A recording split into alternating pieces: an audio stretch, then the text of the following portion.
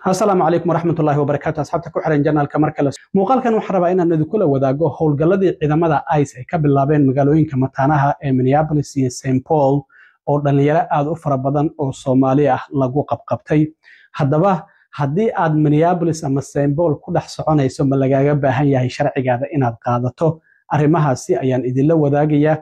iyo baaritaano kala duwan oo Soomaalida Minnesota ku socdo dadka viisayaasha ku yimid waa la baarayaa dadka CDL-ka ama laysanka taraagyada wata waa la baarayaa waxa sidoo kale la baarayaa lacagihii BB loans-ka la yiraahdo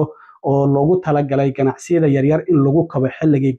coronavirus-ka musuqmaasuqa ay sameeyeen Soomaalidii ma ku lug lahayd sidoo kale arrintaasi BB loan-ka waan idinla wadaagayaa sidoo kale waxa sidoo kale jirta in food stamp-ka laga yaabo toddobaadka soo socda dhammaanba gobolada dimuqraadiga kaarka cuntada in laga jarto maxay tahay waxyaabaha ay ka dalbatay wasaaradda beeraha oo lacagahaasi bixiso isla markaana ay goboladaasi ay u soo diri waayeen arrimahaasi oo idil ayaan idinla wadaagayaa balse marka hore soo dhawaada si rasmi ah magaalooyinka St Paul iyo Minneapolis uga bilowday howlgalada lagu bartilmaameysanayo dadka sharci darrada wadanka Mareykanka ku soo galay ee ku nool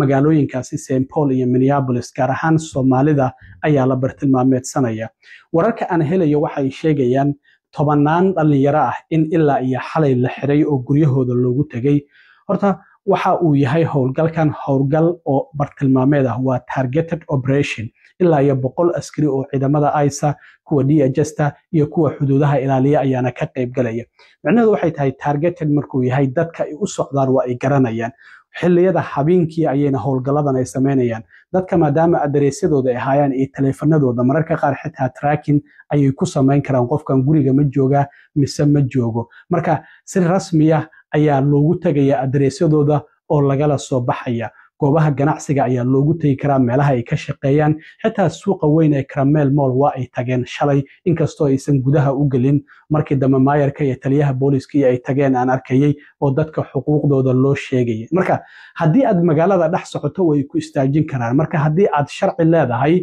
baasaboorka dadku inta badan ma wada wataan laakiin ID-ga baasaboorka haddii aad wadato ayaa ugu muhiimsan haddii aad green card leedahayna green card-kaada wado laakiin adigoo sharci leh oo haddaad sharcigaadii ay kaa waayaan intay ku istaajiyaan xitaa sidoo kale waa ay ku xiri karaan marka howlgalkaasi waa uu socdaa inta uu socon doono lama ogo Trump waxaan ognahay shalay Soomaalida inuu cayiri wadankoodana waa soo uraya iyaguna qashin waaye marka ma doonayna wadankeena kama rabnay wadankooda dib ugu laabtaan ee xadistaan waa kii yiri Irhaan xitaa qashin ku tilmaamay marka howlgalkaasi waa uu socdaa dadka qaar waxay leeyihiin 100 dhalinyaro Soomaali ah ka badan ayaa la xiray 24 saac ee la soo dhaafay ama labadii maalmood ee la soo dhaafay laakiin wili tira rasmi ah lama hayo kulay ICE marka howlgaladooda ay soo gabagabeeyaan ay waxay ka warbixiyaan tirada dadka ay qabteen marka xuquuqdaada ugu gurigaada waxaad xaq u leedahay hadii lagu soo garaaco inaadan furin inaadan hadlin hadii lagu qabto ilaa iyo lawyer-kaada aad la xiriirto ama sidoo kale shalay sida maayarka uu sheegay lawyer ay leeyihiin free ah oo la xiriiri karo marka xuquuqahaasi oo idil waa aad leedahay marka xuquuqdaadana ogow dadka sharciga lehna waxaan kula talinayaa sharcigooda in ay horay u sii qaataan hadii magaalada ay aadayaan dadka wadooyinka mara ICE way istaajinayaan oo wadooyinka maraya hadii ay ka waayaan sharcigaada waa ay ku xiri karaan marka isla markaana hays adkeynino inaad dagaalantaha isku dayin arrintaasi dambi kale ayay ku keeni kartaa oo waa lagu xiri karaa waxa lagu soo odeyn karaa inaad askari dawladda aad ka hor istaagtay in uu waajibkiisa guto marka arrimahaas oo idil waxyaabo lagu eedeyn karo waa marka howlgalkuna waa uu socdaa inta uu socon doono lama ogo marka sida hadii uu jiro qof ehelkiisa ama saaxiibkiisa ama qof uu yaqaano la xiray oo doonaya inuu wareysi bixiyo uu ila soo xiriiri karaa wareysigaasina waan ka qaadayaa hadii alla idmo intaasi hadii arrintaasi aan kaga gudbo Minnesota baaritaankan oo kaliya kama socdo baaritaano kala duwan ayaa ka socdo dawladda federaalka waxay ka baaraysaa dhinacyo kala duwan siba Soomaalida ayaa lagu bartilmaameedsanaya shalay wasiirka amniga gudaha shirki golaha wasiirada oo Trump aqalka cad kula yeeshay golahiisa wasiirada oo 2 saacadood ka badan qaatay wasiirka amniga waxa ay sheegtay in ilaa hadda 2 milyan oo qof wadanka ay si mutadawacnimo ah isaga masaafuriyeen waxay kaloo sheegtay in askarigii ugu dambeeyay ciidamada ICE 10,000 oo askari askarta cusub oo ay qaadanayeen 10 maalmood ee soo socota la shaqaaleysiin doono marka ciidamo ku filan ICE waa ay haystaa howlgalo ay ku sameeyaan magaalooyinka iyo gobolada dimuqraadiga ayayna inta badan ay ka sameynayaan marka waxa ay ka dhawaajisay arrin ah dadka viisayaasha ku yimid gobolka Minnesota in baaritaan lagu sameynayo Soomaalidii viisayaasha ku timid hadda waa la soo galay marka waxay tiri madaxweyne sidii aad igu amartay in aan baaro musuqmaasuqa dhinaca viisayaasha ah ee ka jira gobolka Minnesota waxaan ogaanay ay leedahay in 50% dadka viisayaasha ku yimid ay arrintaasi tahay sharci darro oo viisayaashoodu ay yihiin 50% dadka ku yimid in qaab sharci darro ah ay ku yimaadeen waxana ay weerartay gudoomiyaha gobolkaasi oo ay ku tilmaantay in uu yahay mid doqona ama arrintan uu ku talagal u sameeyay laakiin waxaan u malaynayaa in uu labaduba uu isku yahay markaasi qosol xitaa waa la qoslay marka waxa ay sheegtay in ay jiraan dad si aan loo baahnayn inay wadankan yimaadaan oo si sharci darro ah ku yimid waxayna sheeganayaan qof aysan ahayn macnahooda magac ay ahayn ay ku yimaadeen amaba sidoo kale in ay walaalkood guursadeen sheekada hadda leeyahay ilhaan ayaa walaalkeed ku keentay Mareykanka in uu qabo marka laba qof oo walaalaha oo Mareykanka isku keenay inay isqabaan iyo arrimo noocaasi ah ayaan ogaanay ay leedahay oo musuqmaasuqa waxa jiro sidoo kale leedahay application fara badan oo dawladda lacag looga qaatay inta xilligii coronavirus-ka uu jiray marka arrintaasina dawladdu barnaamijyo ay bixinaysay application been abuur ah oo lagu qaatayna waa ambaareyna marka waxa yiri malaayiin dollar ayaa lagu qaatay applicationadaasi isla markaana dawladda lacagtii canshuur bixiyaasha marka waxay tiri dadkaasi wadanka waa ka saareyna lacagteennina dib aan u soo ceshanayna marka dadka iyagoo wadanka yimid isla markaana sharci qaata ay leedahay oo si been abuur ah dawladda lacag uga musuqmaasuqay wadanka waan ka masaafurinayna sida sharcigaana musuqmaasuq federaal hadii aad ku lug yeelato dawladdu sharcigaada waa ay kala laaban kartaa qofku markuu xabsigiisa dhameystay hadii la rabo waa la masaafurin karaa marka sida muuqata waxay leedahay sanadka soo socda waxaan ku dadaaleynaa inaan hoggaanka goboladaasi aan u dhiibno qof wadankiisa jecel wadankiisana difaacaya marka doorashooyinka soo socda waxay leedahay marka maadaama inkastoo shacabku ay codkooda dhiibanayaan dawladdu qof aysan gobolka u magacaabaynin waxay leedahay dad wadankooda jecel isla markaana difaacaya waa in maamulka goboladaasi loo dhiibaa waxaan ognahay sanadka soo socda dhamaadkiisana doorasho ayaa dhici doonta marka wasiirka amniga oo arrimahaasi ka hadlaysay bal wax yar la daawada shirka golaha wasiirada Trump oo la yeeshayna shalay ka hadlaysay 2 million people have gone home already. The people that were here illegally, you've removed from our country and sent home. And we're going to send more home for the holidays too, and make sure that they get to be with their families in their countries. Yes. That's right. Pam, that's right. Terrible, horrible people. We're going to hire our 10,000th ICE officer will be on the job within 10 days. So we have hired 10,000. We've had hundreds of thousands of applications. You told me to look into Minnesota and their fraud on visas and their programs. 50% of them are fraudulent,